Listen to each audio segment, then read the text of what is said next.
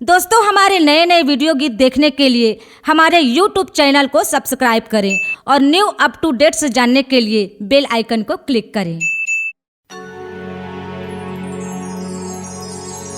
धन है मोर छत्तीसगढ़िया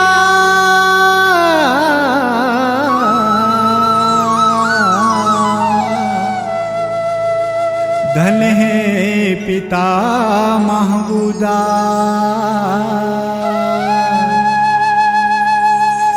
धन है मोरी यहाँ के माटी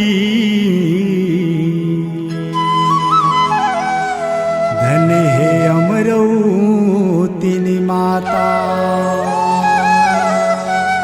धन है अमरौती माता सत के पुजारी तोर ललना के माता मोर उती सूरज हा आरती उतारे हो गंगा वो जमुना औ तेरी बेनी हो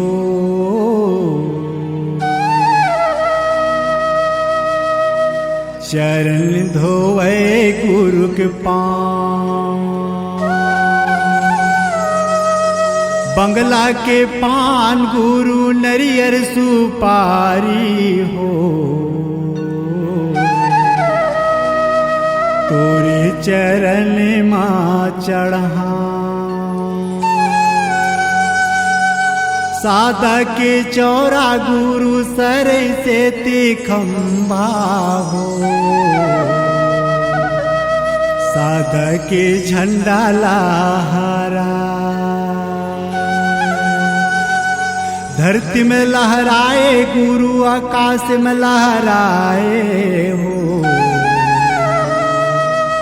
झंडा लहराएगा गिरौदा पूरे धाम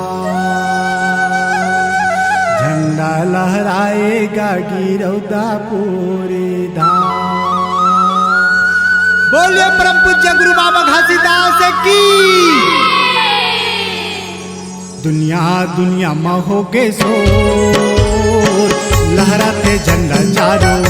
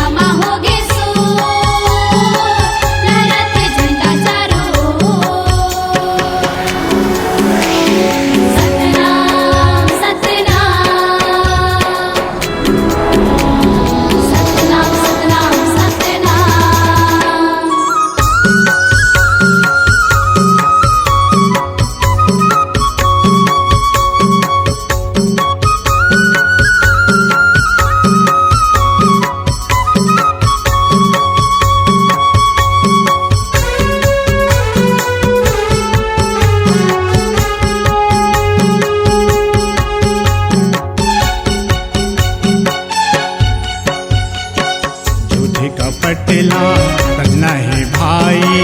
गुरु चरण मन लगाए, गुरु चरण मन लगाए। झूठे का पटला तज नहीं भाई।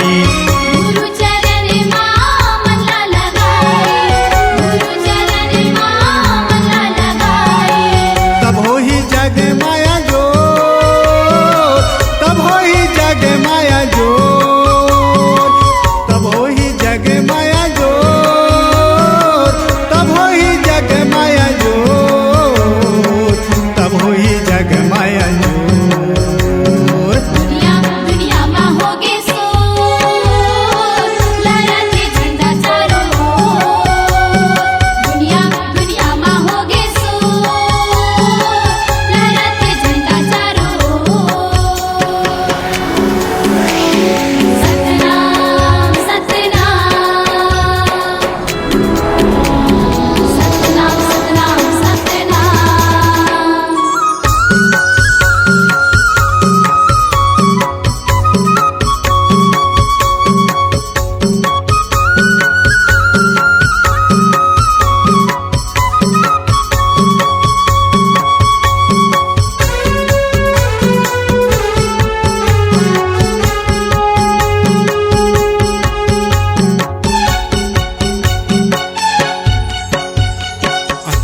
दिसंबर के जयंती मनावो। दुख पीरा तन के दूर भगाओ, दुख पीरा तन के दूर भगाओ। 18 दिसंबर के जयंती मनावो। दुख पीरा तन के दूर भगाओ, दुख पीरा तन के दूर भगाओ। सतला झंझा बेटे हैं छो, सतला झंझा बेटे हैं छो, सतला झंझा बेटे हैं छो, सतला झंझा बेटे हैं छो, सतला झंझा बेटे हैं छो।